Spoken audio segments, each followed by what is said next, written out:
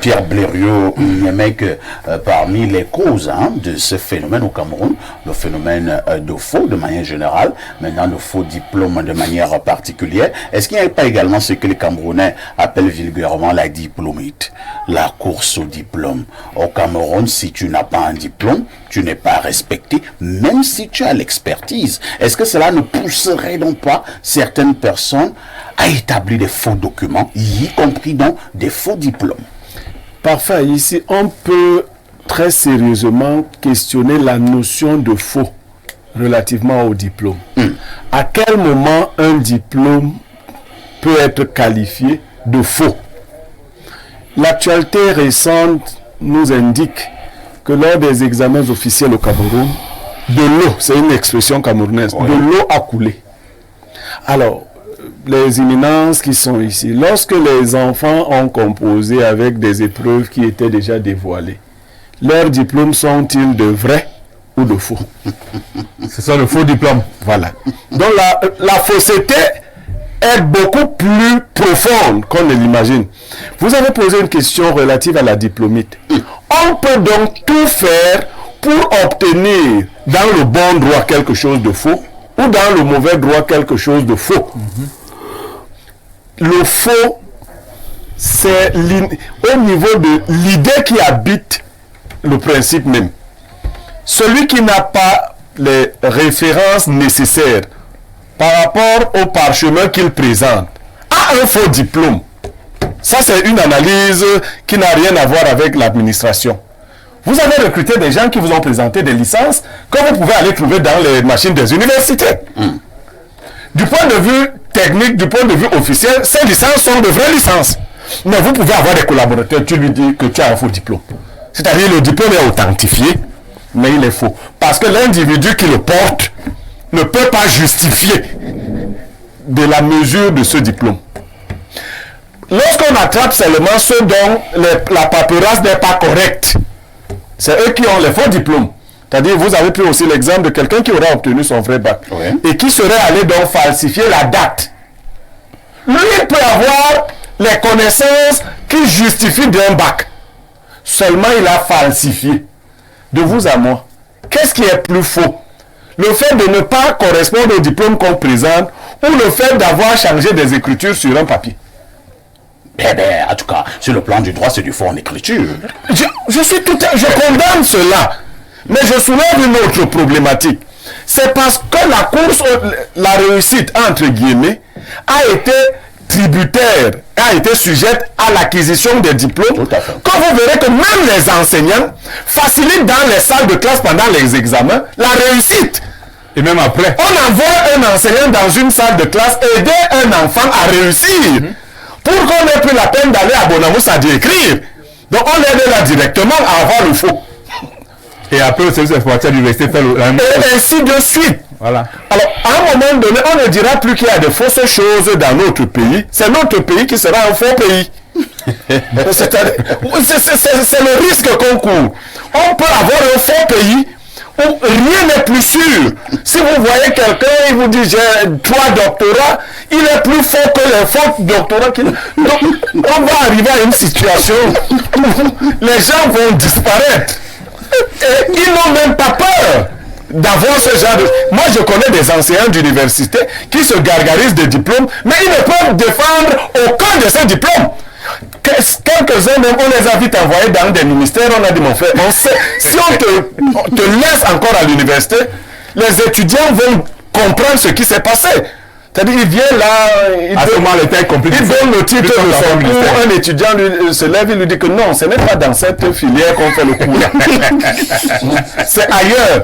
Il se rappelle, je vous ai parlé ici d'un parent qui devait aider son enfant à faire un grand concours. L'enfant est venu lui présenter une licence. Après vérification, le parent s'est rendu compte que c'est la maîtrise dont on a besoin. Or, la licence datait de moins de 2 ans. L'enfant lui a dit non, je te ramène la maîtrise. Il est parti et il est revenu avec une maîtrise et une licence anti. Vous voyez, donc ça se fait au vu et au su de tout le monde. Si notre administration devrait être questionnée de ce point de vue, c'est-à-dire à la fois de la qualité administrative des documents, mais aussi de la pertinence de ceux qui ont ces documents, vous pourriez vider notre administration et la recharger. Merci Pierre Blériot, professeur Mathias et Eric Onangini. Il en résulte que finalement, le faux est devenu presque un hymne dans notre pays, le faux dans presque tous les domaines, au point même certains ont même déjà peur que le Cameroun lui-même soit un faux pays. Est-ce que c'est pas dangereux lorsqu'un pays a atteint ce niveau de proportion dans le faux? Nous devons regarder cette problématique avec sérénité. Le faux et sa généralisation sont à l'échelle d'une préoccupation sociétale.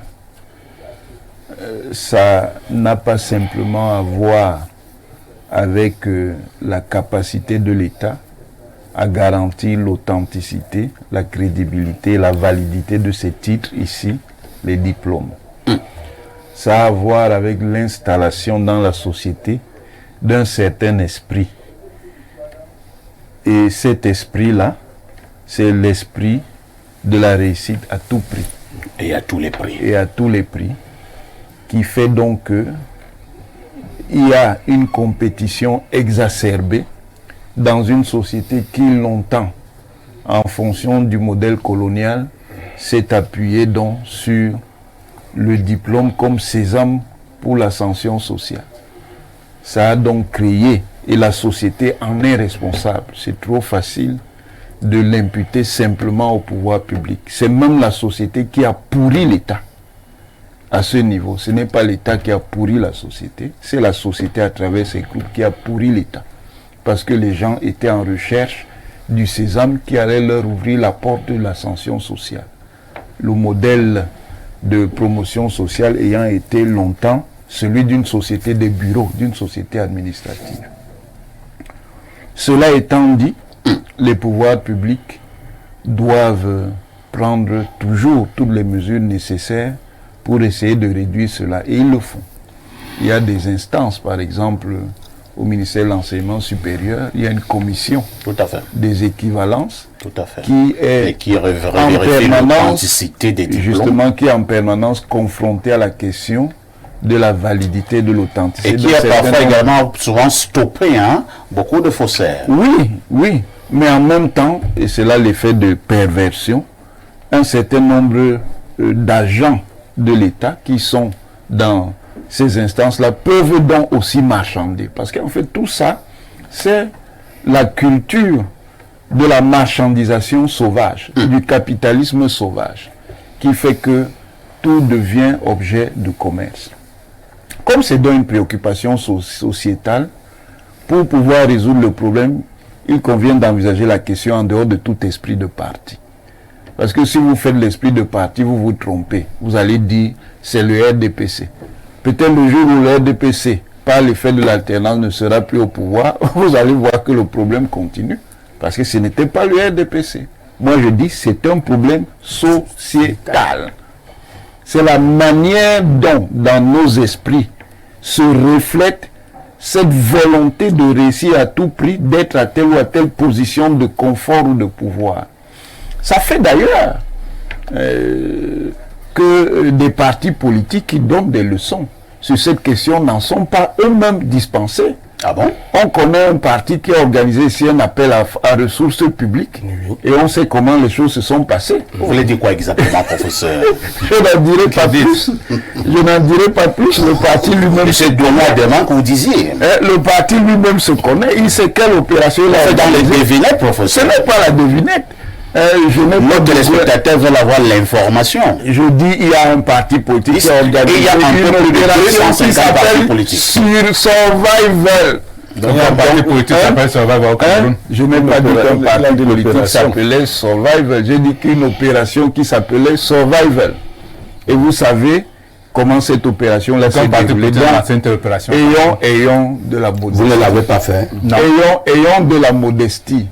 Ayons de la modestie par rapport à cette question, parce que ce n'est pas une question de parti. Très bien. C'est le mauvais esprit, l'esprit anti-civilisationnel.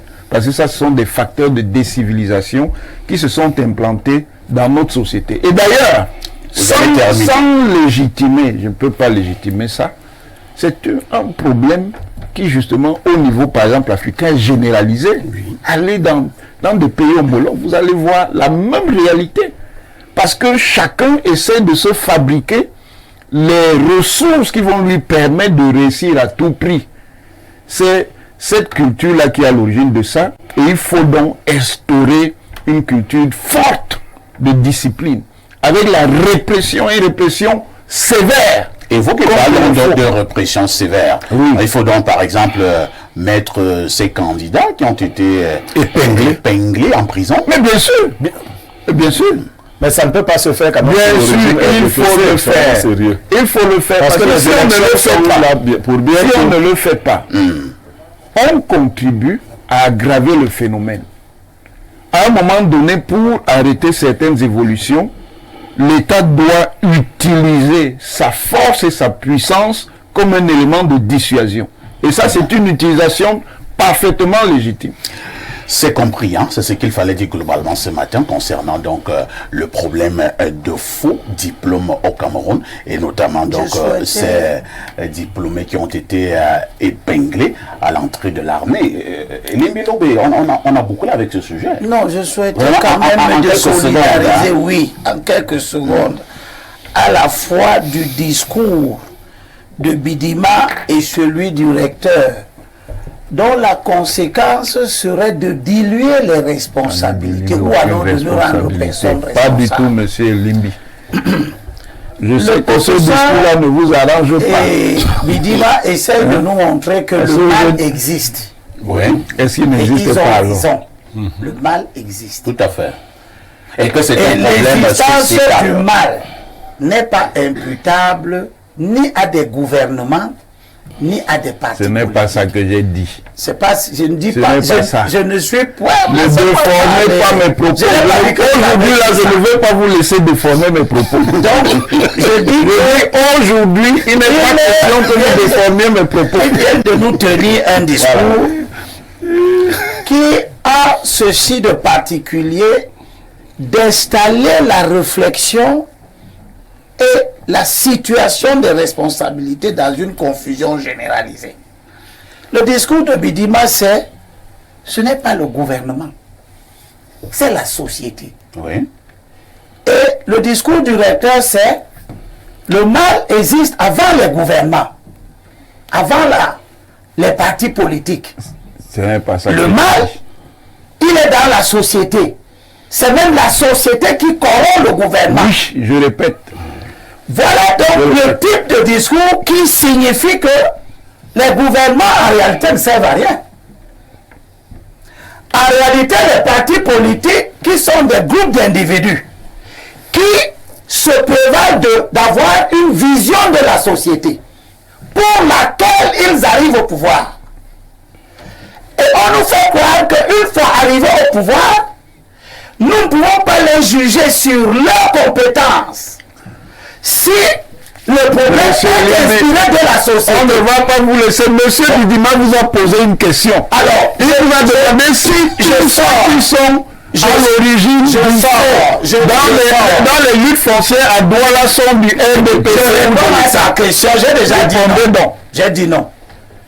Je dis, les partis politiques ont pour rôle de définir une vision de la société, d'obtenir des suffrages qui veulent dire que la société est d'accord avec leur vision, d'arriver au pouvoir pour implémenter cette vision-là qui par essence vise à élever la société.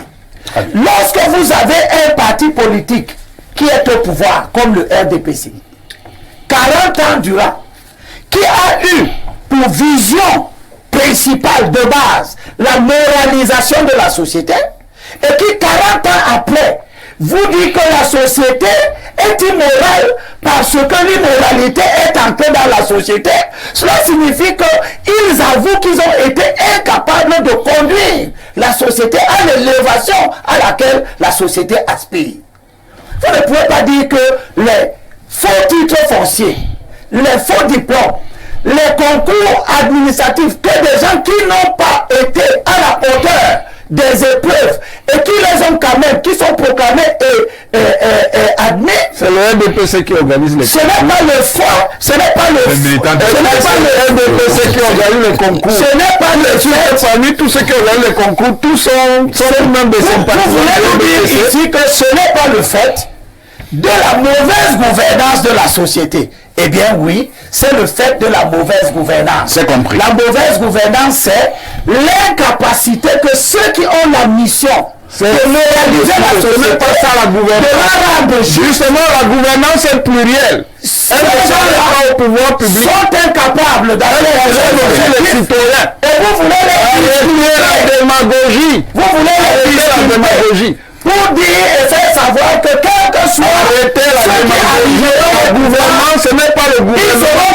incapables de moraliser la société. Le gouvernement, ce n'est pas le gouvernement. Vous êtes en train de faire du sophisme. Ce pays a le droit d'espérer qu'une autre catégorie de dirigeants issus d'autres organisations politiques, c'est-à-dire portant d'une autre vision serait capable de redresser les choses, de moraliser la vie publique. Ça lui a dépassé 40 ans.